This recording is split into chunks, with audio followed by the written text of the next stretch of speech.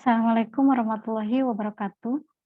Hari ini kita memasuki pertemuan kedua, minggu kedua, di mana kita akan membahas mengenai bagaimana proses pembuatan keputusan dalam beberapa pendapat dari para ahli. Di antaranya ada Simon dan Misberg, ya. Di sini Simon dan Misberg meluncurkan dasar pembuatan keputusan. Proses pembuatan keputusan ada 4 garis yang bisa kalian garis bawahi, ya. Proses pembuatan keputusan yang pertama dari cara bagaimana menerima informasi dari decision support systemnya. Jadi yang pertama itu, yang kedua dengan cara mengetahui peranan laporan dan pemodelan sistematis. Yang ketiga, bagaimana kemudian mendefinisikan terminologinya dan mendefinisikan kelemahannya. Sehingga terbentuklah tampilan informasi yang bervariasi tergantung daya kemudahan penggunaan dan daya dukung keputusannya. Itu kalau menurut Simon dan Misberg, ya, proses pembuatan keputusan. Kemudian di sini kalau menurut Simon, keputusan berada dalam kondisi yang berkesinambungan antara keputusan yang terprogram dan keputusan yang tidak terprogram. Kemudian di sini ada penjelasannya, ya. Keputusan terprogram itu bersifat berulang-ulang, rutin, ya. Bisa kalian baca dan pahami. Contohnya kalau keputusan yang terprogram itu misalkan kalian membeli atau kalian di suatu perusahaan memutuskan membeli kertas atau alat tulis kantor. Ya, itu yang disebut dengan keputusan terprogram.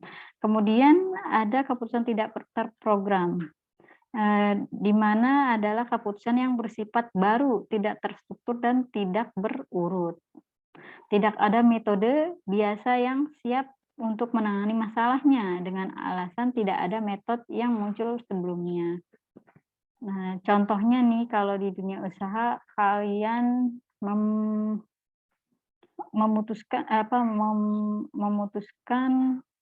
membangun pabrik baru misalkan. Itu salah satu keputusan tidak terprogram, ya. Kemudian kita masuk ke fase pemecahan masalah menurut Simon. Di sini ada 4 aktivitas, 3 aktivitas, tapi di dalamnya di sini ada aktivitas inteligensi, ya, ada aktivitas desain, ada aktivitas review yang isinya ada implement the solution dan tindak lanjut. Oke, kita ke slide selanjutnya. Di sini ada pembahasannya, ya. Yang tadi ada 1 tahap atau aktivitas inteligensi. Itu merupakan tahapan mencari kondisi dalam lingkungan yang memerlukan pemecahan. Aktivitas ini berkaitan dengan langkah analisis bagian sistem secara urut atau berproses dari tingkat sistem ke subsistem untuk mencari tanda adanya masalah. Jadi dicari, ya, aktivitas inteligensi ini adalah tahapan mencari kondisi atau kondisi yang memerlukan pemecahan masalah, gitu. Kemudian aktivitas yang berikutnya adalah aktivitas desain. Di sini adalah proses atau aktivitas atau tahap menemukan, mengembangkan, dan menganalisa kemungkinan tindakan yang akan dilakukan, ya. Jadi aktivitas yang kedua adalah aktivitas desain. Kemudian ada aktivitas pemilihan, di mana aktivitas ini menentukan cara tindakan tertentu dari beberapa cara yang telah ada.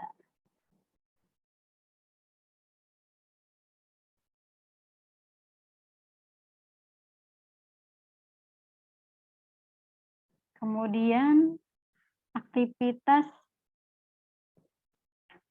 peninjauan ulang atau yang tadi follow up ya, memberikan penilaian ulang terhadap pilihan yang telah dilakukan. Tahapan ini berhubungan dengan langkah pengimplementasian, pemecahan, dan penindaklanjutannya. Dari tahapan di atas, Simon menginterpretasikan hal ini menjadi hal yang sangat memiliki arti penting dalam pendekatan sistem. Oke, itu menurut Simon. Kemudian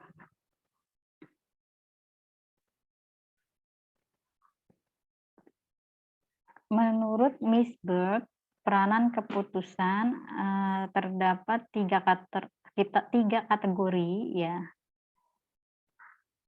Tiga kategori peranan dalam menunjang keputusan. Ada kategori interpersonal, peranan informasional, dan decision. Peranan decisional. Kemudian kita lihat ini penjelasannya. Yang peranan yang kategori interpersonal memiliki peranan sebagai figur pimpinan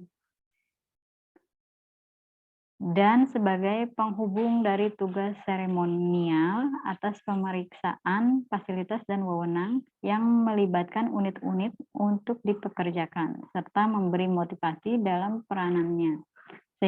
Sebagai penghubung dengan pihak luar dengan tujuan untuk turut serta dalam dalam permasalahan bisnis. Itu yang kategori interpersonal. Kemudian yang kategori peran informasional. Informasional di sini informasi memiliki peranan yang penting dalam kerja manajemen. Sebagai pemonitor, manajer harus mencari informasi untuk penampilan unit. Pemikiran manajer harus ditujukan pada aktivitas dalam unit maupun lingkungannya, sehingga merangkap peran sebagai penyebar dan pemimpin dalam mengemukakan informasi. Kemudian di sini ada peranan decisional. Pada tahapan ini peran manajer harus mampu memberikan gambaran informasi terhadap bukti untuk dapat memberikan keputusan sebagai situasi dan memungkinkan untuk membuat model tanpa abstraksi dari sistem informasi yang digunakan untuk membuat berbagai jenis keputusan. Itu menurut Miss Bird ya. Di sini ada lagi pengalokasian sumber dan negosiator. Peranan pengalokasi sumber. Peranan ini manajer diharapkan mampu menentukan cara pembagian sumber organisasi kepada berbagai unit yang ada, seperti pembuatan keputusan untuk menetapkan anggaran operasional tahunan. Kemudian ada peranan keputusan negosiator. Pemegang peranan ini, manajer mengatasi perselisihan yang muncul dalam perusahaan dan perselisihan yang terjadi antara perusahaan dan environment, seperti pengambilan keputusan untuk melakukan negosiasi kontrak, proyek baru, dan dengan pekerja. Ini ada contohnya. Contoh peranan decisional, pembuatan keputusan dapat dicontohkan pada kasus semi-struktur dalam dunia entrepreneurship. Oke, ini contohnya ya. Contoh seorang pengusaha, maka peningkatan hal yang bersifat permanen dilimpahkan kepada organisasi, seperti pembuat keputusan untuk menambah jalur produk baru, menghilangkan produk tertentu, mengubah struktur organisasi, mengimplementasikan CBIS, dan sebagainya. Yang berikutnya, pelaku yang menangani gangguan. Ketika manajer berperan sebagai disturbance handler, maka ia akan memecahkan masalah yang belum diantisipasi. Ia membuat keputusan untuk merespon gangguan yang timbul, seperti perubahan dalam ekonomi, ancaman dari pesaing, serta masalah yang berkaitan dengan lingkungan luar. Di sini ada decision support system atau problem solving system. Menurut Stephen L. Alter, dia memberikan pengetahuan dalam membedakan antara tingkat dukungan penunjang keputusan. Nah, ini 3 di sini yang paling kecil keputusannya, kemudian makin ke atas ini yang estimate, decision consequence, propose decision, dan make decision. Ini ada tingkat dukungannya tinggi ya.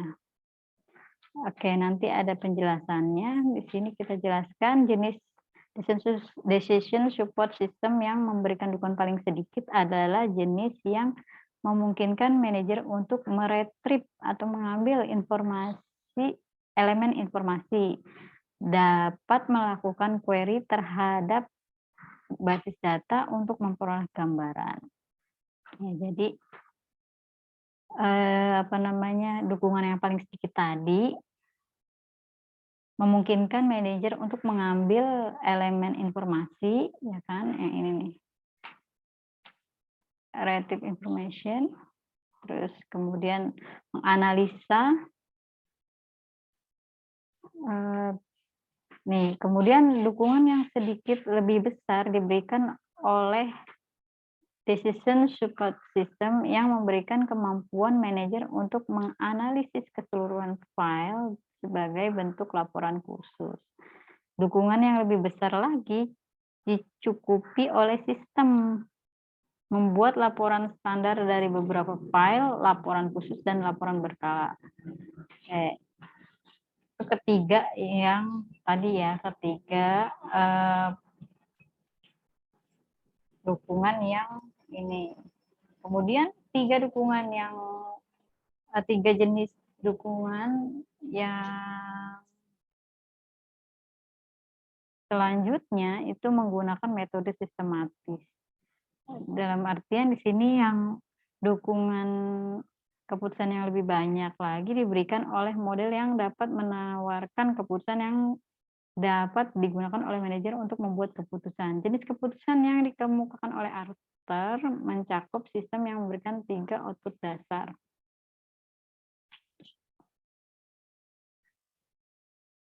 Oke, nih yang tadi. Berarti itu yang 3 teratas ya, 3 terbesar.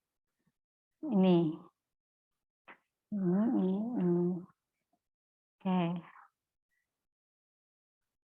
Selanjutnya, pendekatan pengambilan keputusan dapat membuat keputusan dengan menggunakan satu atau beberapa pertimbangan, di antaranya pertimbangan fakta, pertimbangan pengalaman, terus ada pertimbangan apa lagi tadi?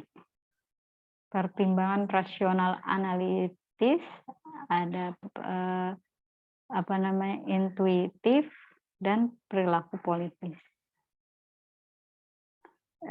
Kalau yang pertimbangan berdasarkan fakta ini bekerja secara sistematis dengan mengumpulkan semua fakta mengenai suatu masalah. Yang pengalaman dapat memutuskan pengambilan keputusan berdasarkan pengalaman. Mengambil keputusan berdasarkan pengalaman. Kalau yang rasional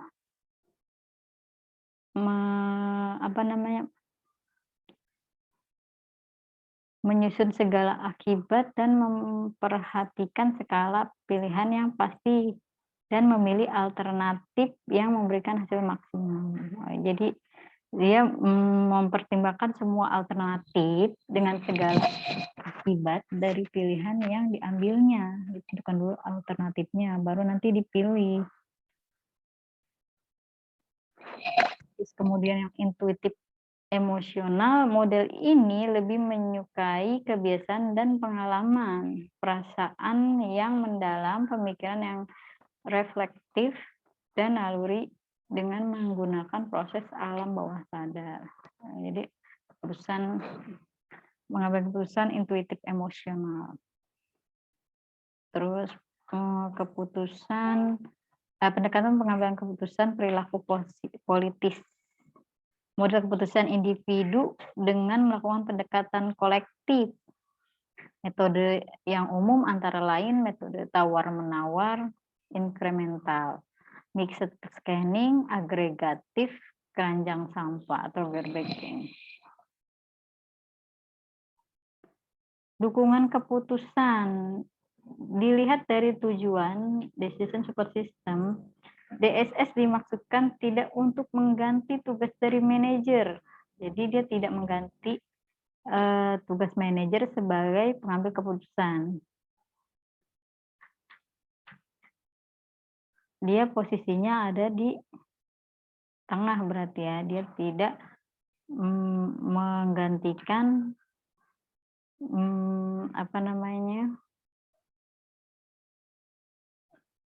tugas si manajer sebagai pengambil keputusan.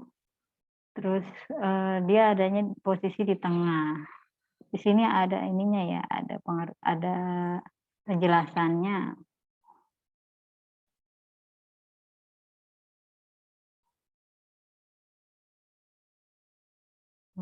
Di sini ini dari komputer, berarti yang struktur. Kalau yang struktur biasanya bisa dilakukan pengambilan keputusan oleh komputer. Kemudian yang tidak terstruktur ini bisa dari manajer keputusannya. Kemudian yang semi terstruktur biasanya menggunakan DSS atau the problem solving system atau sistem penunjang keputusan atau decision support system. Posisinya di tengah, tidak menggantikan. Oke, di sini ada tugas kelompok ya. Kemarin kan tugas 1. Kemudian ini tugas kedua, kalian ini berkelompok. Kalau yang kemarin kan individu. Dan yang kelompok ini kalian diminta untuk berdiskusi tentang permasalahan umum dalam sistem penunjang keputusan. Nah, nanti dibuatkan laporannya dan dikumpulkan di pertemuan ketiga.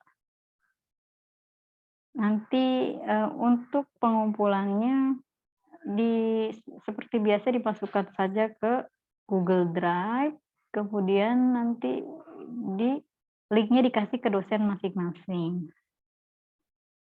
Terus ini ada latihan soal, bisa kalian kerjakan. Jawabannya bisa nanti dikumpulkan atau dijawab dan dimasukkan jawabannya ke Google Drive. Nanti ketika dosennya minta tinggal kalian kumpulkan atau kalian berikan linknya. Nanti bisa kalian stop video dulu. Nanti jawabannya saja ya yang dikirim atau yang dimasukkan ke Google Drive.